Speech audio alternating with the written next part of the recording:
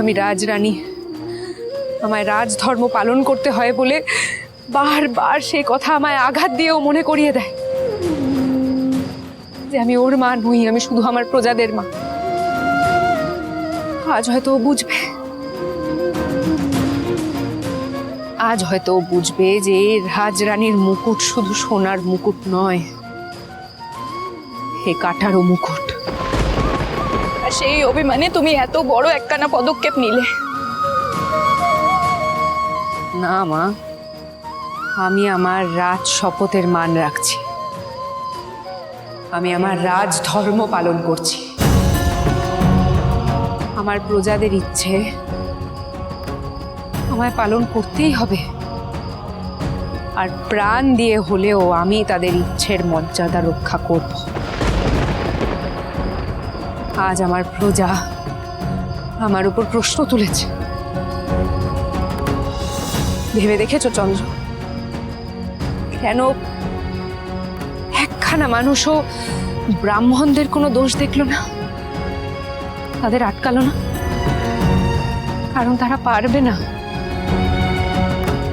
আমার প্রজারা অসহায়, তারা ধর্মভীরু। এই ব্রাহ্মণ সমাজ তাদের মেরুদণ্ড ভেঙে দিয়েছে, কুসংস্কারে তাদের অন্ধ করে দিয়েছে, অন্ধ করে দিয়েছে। মাফ করবেন বৌঠান, কিন্তু আপনি আর এক পয় এগোবেন না। যা ব্যবস্থা করার আমি করছি। সত্য ঠাকুরপো, এই আত্মহত্যার বিধান আপনারা ফিরিয়ে নিন। অসম্ভব! যা বিধান দেওয়া হয়েছে তা মানতে হইব। আপনারা কি পাষাণ? বুঝতে পারছেন না রাজধানী এই প্রায়শ্চিত্ত করতে গেলে মারা পড়বেন? আপনারা কি রাজরক্তের পিপাসায় মেতেছেন? এর কথায় দুর্বল হয়ে যেও না ভাই সকল, ভুলে যেও না এ নাটোর ছেড়ে কলকাতায় পাড়ি দিয়েছে। আজ যদি তোমরা বামুনের বিরুদ্ধে যাও তাহলে কিন্তু তোমাদের নাটোরে থাকা দুষ্কর হয়ে যাবে, এর নয়। মশাই, আপনিও ভুলে যাবেন না, প্রতিশোধের স্পৃহে আপনি ভুলে যাচ্ছেন কে আপনার আপন আর কে আপনার পর। কিসের আপন ভাইয়া, কিসের আপন? আসল আপন হলো এই প্রজারা। তারাই ঠিক করবে কোনটা ঠিক কোনটা ভুল, আর তাদের সামনে প্রমাণ করতে হবে রাজরানীকে তিনি নিষ্পাপ। প্রমাণ ছাড়া, প্রায়শ্চিত্ত ছাড়া নাটোরে এক পাও রাখতে পারবেন না রাজরানী। আমরা রাখতে দেব না।